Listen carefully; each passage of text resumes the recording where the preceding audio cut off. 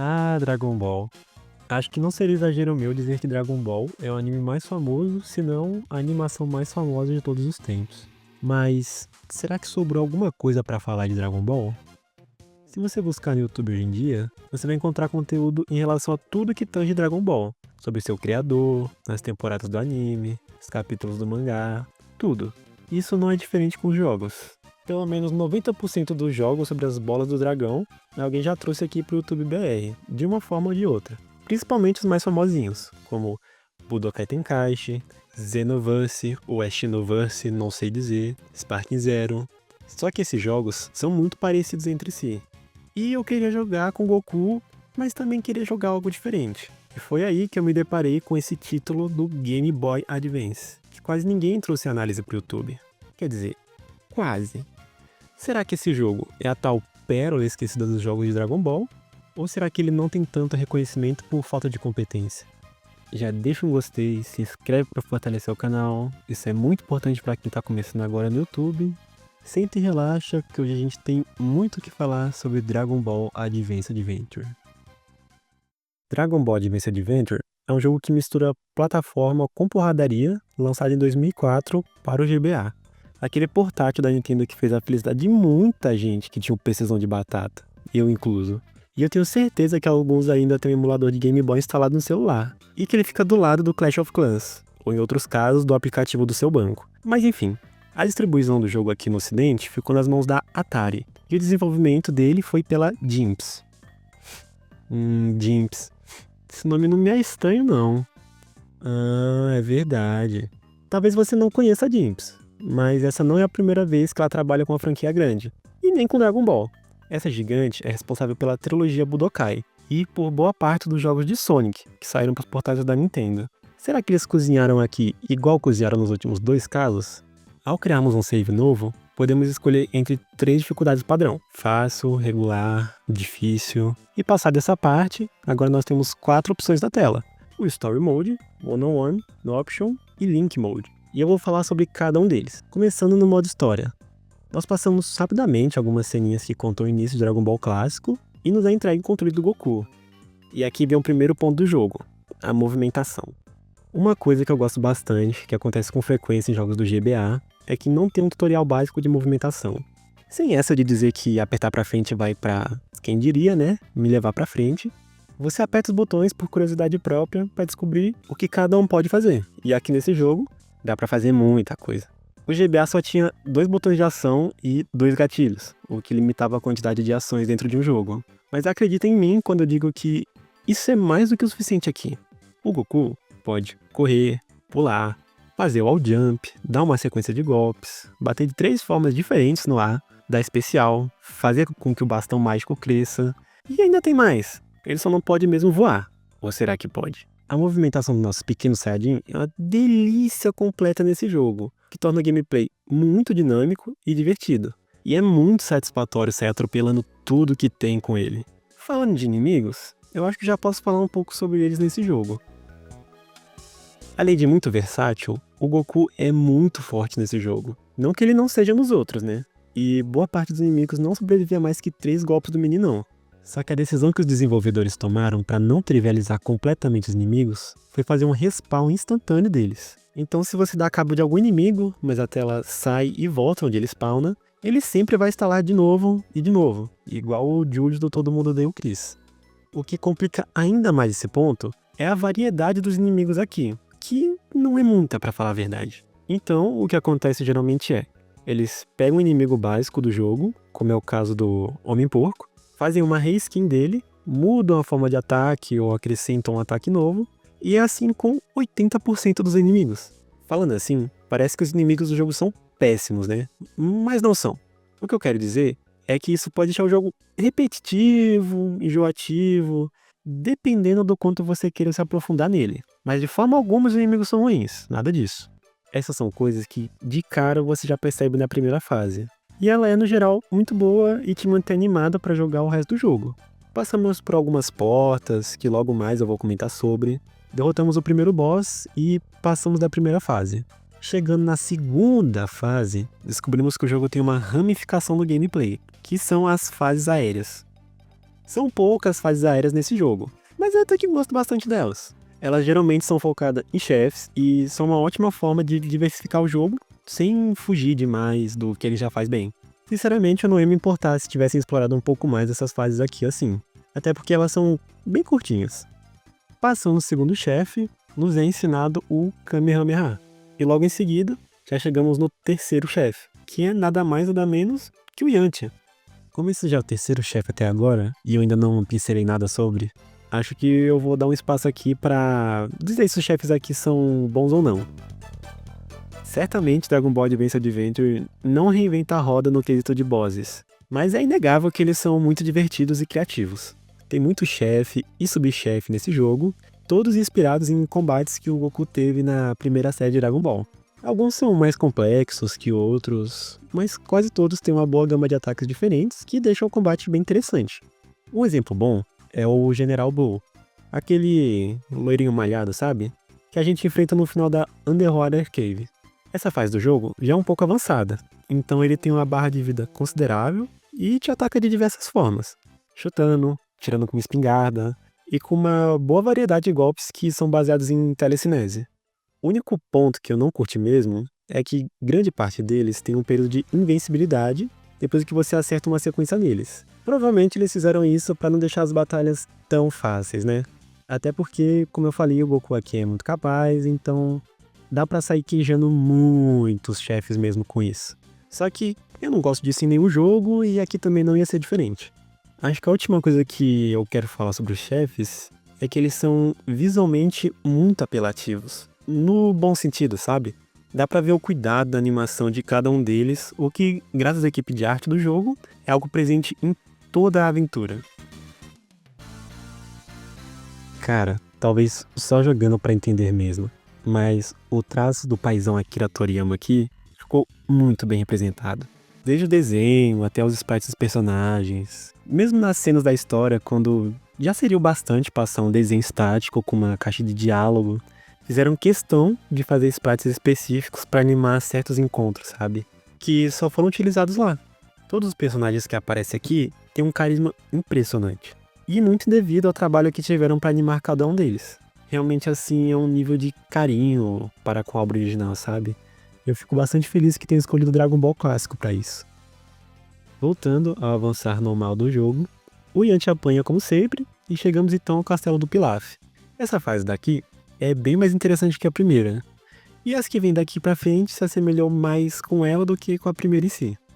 Ela é bem maior, e tem muitos cantos que você pode alcançar que não são necessariamente obrigatórios para chegar ao fim dela. Também tem bifurcações, e eu não tô falando daquelas línguas estranhas de dedo no meio. Eu tô falando de caminhos alternativos que você pode escolher para completar a fase, sabe? É raro de acontecer, mas eu não nego que gosto bastante disso. O level design, não só dessa fase, mas do jogo todo, ele é muito bom. E privilegia bastante quem gosta de uma boa exploração. Exploração mesmo, para aqueles que gostam de se enfiar nos mais diversos buracos aí. E se você deu um sorrisinho agora, sim, a piada foi de propósito. Mas explorar por explorar nem sempre é bom, né? Então, a exploração vale a pena aqui? A resposta é vale, mas com um grande porém. O jogo faz questão de deixar algumas cápsulas no seu caminho para te mostrar que tem itens que você pode desbloquear através da exploração. Entre eles temos itens que aumentam e melhoram o Kamehameha, itens que melhoram a vida do Goku, e umas cápsulas de Libidigel pro bastão do menino aumentar cada vez mais durante o combo. Mas você lembra daquelas portas que eu te falei? Aquelas laranjas? Algumas são desbloqueadas para você desde o começo da aventura, e geralmente elas escondem alguns colecionáveis. O único problema é que 99% dos colecionáveis desse jogo tem apenas o valor de colecionar. Ou seja, é só o item pelo item. Não são artworks, não são cosméticos pro Goku, ou sei lá, alguma mobília para enfrentar um cômodo, igual é nos Castlevania, sabe? Aqui você pega para dizer apenas que tem. Ou melhor dizendo, eles até liberam um modo ou outro para jogar depois do fim do jogo, mas não é nada muito chamativo. Aliás, eu vou falar mais deles lá pra frente. Eu sei que a memória do jogo é limitada, já que a gente tá falando de um cartucho, mas dentro da própria biblioteca de jogo do GBA mesmo já tem exemplos melhores de exploração, sabe? Pelo menos eles fazem referência pra várias coisas bacanas de Dragon Ball. Tipo o rabo do Goku, a espada do Yajirobe e uma calcinha aqui e ali. E ainda tenho mais um problema com a exploração desse jogo, mas isso eu vou deixar mais pro final do vídeo. Nós explodimos o Pilaf e seguimos na nossa aventura. E rumamos até o treinamento com o Mestre Kami. A fase aqui não tem nada de muito diferente do que a gente já viu até agora, fora que você tem que fazer um bate e volta na fase com um tempo limitado. Mas o legal mesmo não tá na fase normal em si, e sim no que vem depois dela. E eu não tô falando do minigame de quebrar pedra, não, aquilo não. O Goku começa a encher o saco do Mestre Kami, pedindo pra ele ensinar um pouco de artes marciais. E assim o velho sem vergonha o faz. E aqui vem uma coisa muito interessante. O game insere um estilo de jogo totalmente diferente do estilo de plataforma que a gente tinha até agora. E ele é focado 100% no mano a mano, no soco na cara. Mas onde foi que eu já vi isso mesmo? É na tela inicial. Sim, se você tivesse um pouquinho mais de curiosidade antes de começar a campanha, não teria nenhuma surpresa agora. E pra mim isso é muito legal. Um jogo ser dividido em dois tipos de gameplays bem diferentes é uma decisão que fica a poucos passos de você cagar completamente com a experiência que você pode ter com ele. Quem nunca viu o Sonic Unleashed, que, por exemplo, foi criticado tanto por ser a soma de dois estilos diferentes que não são necessariamente complementares. Só que com o Sonic Unleashed a gente descobriu uma coisa que é excelente, que é descer a lenha nos outros com o azulão. E o que combina mais com briga do que Dragon Ball, né? E como a porradaria funciona aqui? Bem simples, na verdade. Nós ficamos frente a frente com o adversário e avançamos para acertar ele. Mas opa, isso não tira dano nenhum. Tá vendo aquela barrinha verde embaixo da vida? Aquela é a Rush Gaug, que funciona como uma defesa automática para os golpes. E tudo meio que gira ao redor dela. Enquanto você ainda tem a Rush Gaug, os golpes não vão diminuir seu HT, mas vão minerando aos poucos a sua barra de Rush. E assim que você zerar ela, sua postura abre, permitindo que você leve uma sequência, ser jogado pra cima e aloprado lá no ar. Dá pra jogar o inimigo pra frente, pra cima, dependendo da direção que você tá batendo. Mas o que deixa interessante mesmo é a possibilidade de dar counter nos golpes dos inimigos. Desde que você tenha Rush Gaug, dá pra counterizar os golpes, evitando que sua postura seja minerada tão rápido, permitindo que você abra do inimigo primeiro. E o sistema gira em torno disso, basicamente. Depois que você se acostuma, é bem fácil destruir tudo com ele, não é difícil mesmo. É bem fácil você sair de várias lutas sem tomar uma porrada sequer, na verdade. E é bom que tenha se acostumado, porque o torneio de artes marciais vem logo após isso. E todo personagem que você derrota durante a campanha é liberado lá no One-on-One. São 8 personagens no geral. Pelo menos 6 deles você consegue durante a campanha tranquilamente. E chegando nesse ponto, você já tá bem perto da metade do jogo e não tem muita necessidade de que eu fale o que tem daqui pra frente, até pra deixar um pouco de curiosidade pra quem se interessou por jogar esse carinha aqui, né? Esse game de Dragon Ball é muito curto, na verdade, como muitos jogos de GBA. Quem tá jogando pela primeira vez, provavelmente vai levar 2 horas ou um pouco mais, talvez, pra zerar esse carinha aqui. Mas não se preocupa de verdade com isso, porque tem muita coisa pra fazer no pós-game. Zerar a primeira vez libera tanto a campanha do Kuririn, sim, o Kuririn tá nesse jogo, quanto o modo extra pra jogar. Falando primeiro do Carequinha, ele joga parecido com Goku, mas eu diria que é diferente bastante pra justificar uma segunda run. Certamente ele é o personagem mais bem trabalhado depois do protagonista, e se você quiser pegar todos os colecionáveis e liberar o Piccolo fumante no modo briga, vai ter que passar por aqui. Talvez você tenha achado estranho eu dizer personagem mais bem trabalhado fora o Goku, mas como assim? Tem outros personagens além desses dois? Tem, e como tem. São 30 personagens no total e eu fico até me questionando como colocaram tanto personagem jogável num jogo de Game Boy. Mas vamos se aprofundar nisso aí. O Extra Mode que eu falei agorinha libera todas as fases para você voltar a explorar seu bel prazer. Então aquelas portas, antes bloqueadas, no modo campanha, agora vão estar todas liberadas. Até lugares que já tinham itens antes, durante a história, agora vão ter itens diferentes. Entre eles nós temos as esferas do dragão. E seria até estranho o jogo de Dragon Ball, sem elas. Pegando todas as 7, você libera a seleção de personagens nas fases do Extra Mode. Aliás, se isso não ficar óbvio na hora que você jogar, até porque ninguém te fala isso, Depois que você pega as esferas, se você quiser selecionar outro personagem, você aperta Select no Extra Mode, tá? Quando você estiver na fase. Eu não sei se eu sou burro, mas eu descobri um pouco. Eu demorei um pouco pra descobrir isso. Voltando, pegando todas as esferas, você libera a seleção de personagem nas fases do Extra Mode, ganhando até o Tenshinhan no processo. E, meu Deus, o Tenshinhan é muito foda nesse jogo. E agora todo o quadro com a imagem de um personagem que você pegar durante a gameplay nesse modo vai ser liberado pra você. Cara, eu acho isso muito incrível. Nem todos os 30 personagens são profundos, complexos, divertidos e tal. Mas só a possibilidade de você poder jogar com o Homem Javali por si só já é foda. E pensa comigo, um jogo do Game Boy Advance, naquela época, custava uns 30 a 40 dólares. Que ficava de cento e tantos a uns 200 reais aqui no Bananil. Que não é barato. Mesmo comparado com hoje em dia, que os lançamentos estão custando 400 mangos mais o cartão do Bolsa Família. Então, cada conteúdo extra que eles colocam no jogo para deixar a experiência mais longínqua é realmente bem louvável. E se eu tivesse comprado esse cartucho naquela época, eu não teria me arrependido. Não teria mesmo. Esse carinha aqui me rendeu umas boas 15 horas de diversão. E não é todo jogo que consegue fazer isso. Eu só tenho mais um adendo. Por que diabos as esferas dragão já não estão no modo campanha? Você não sabe onde ficam os itens no Extra Mode, então tem uma grande chance de liberar vários personagens, pegar vários colecionáveis, sem ter pego as benditas das esferas ainda. E seria infinitamente mais divertido buscar 100% do jogo usando vários personagens diferentes. Podia até fazer um radar apontando o que ainda tem pra pegar dentro de cada fase, sei lá, algumas migalhas aí. Eu digo isso porque nesse ponto eu já tinha zerado 2 vezes e tava começando a ficar enjoado de jogar as mesmas fases com o Goku, procurando pelas esferas. E o jogo só voltou a ficar realmente divertido depois disso, sabe? Mesmo o jogo expandindo bastante com o Extra Mode, ele ainda tem mais conteúdo pra apresentar. Eu não lembro exatamente como e nem quando, mas você ainda pode liberar uns 4 minigames pra passar o tempo, né?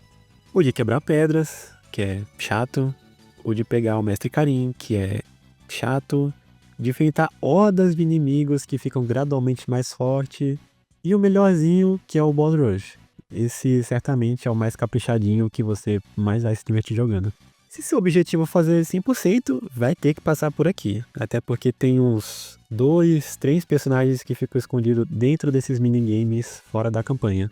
E nós ainda temos o Hard Mode para jogar, que até onde eu joguei, só acrescenta mais vida e mais dano aos inimigos.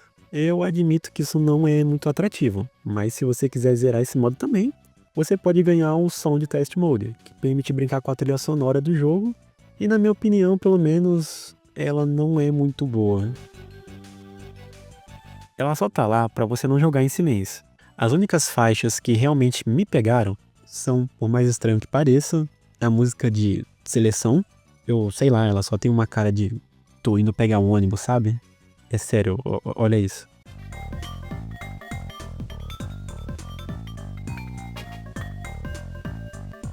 E a música das fases aéreas, que, assim, ela é muito boa de ouvir.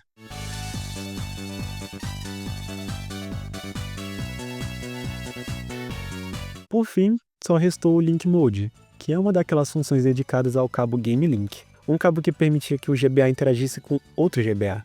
E aqui isso dá através de partidas no modo mano a mano, cada um usando personagens que desbloqueou até o momento. Acho difícil alguém ter um amigo que também tivesse um Game Boy na época para testar esse tipo de função. Acho que isso encerra o que eu tinha para falar sobre Dragon Ball Advance Adventure. Mesmo com algumas ressalvas, eu consigo dizer com firmeza que essa é uma das experiências mais sólidas que dá para ter com os jogos de Dragon Ball.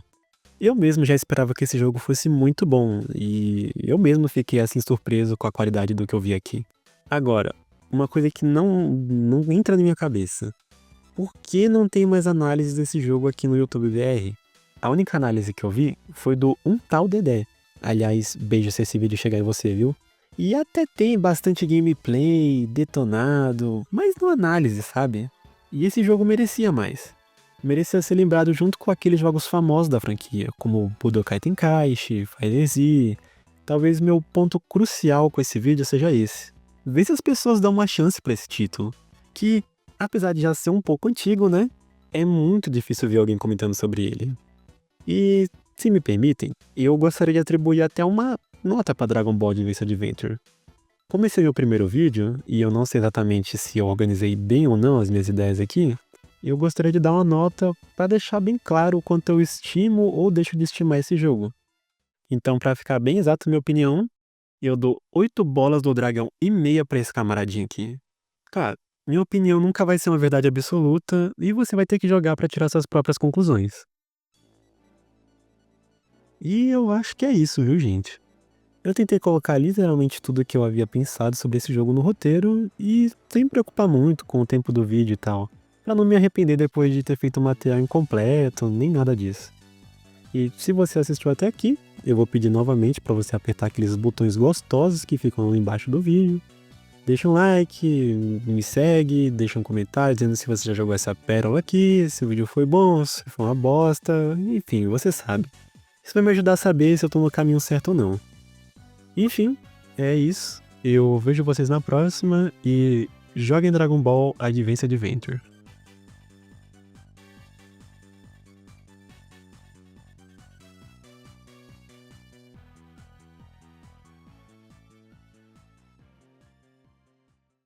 Ah, você não foi embora ainda? Então eu vou te dar uma pequena recompensa por isso. Se você está curioso para saber o que eu vou trazer pro canal, eu vou abordar todos os títulos de Dragon Ball lançados pro Game Boy Advance. Começando por esse aqui, passando pela trilogia Legacy of Goku, que eu não sei se eu vou gostar muito disso, e terminando no Transformation, aquele jogo Dragon Ball GT. Talvez eu só não traga Super Sonic Warriors, mas eu ainda vou pensar sobre isso. E agora sim, obrigado por assistir, e nos vemos em Legacy of Goku 1.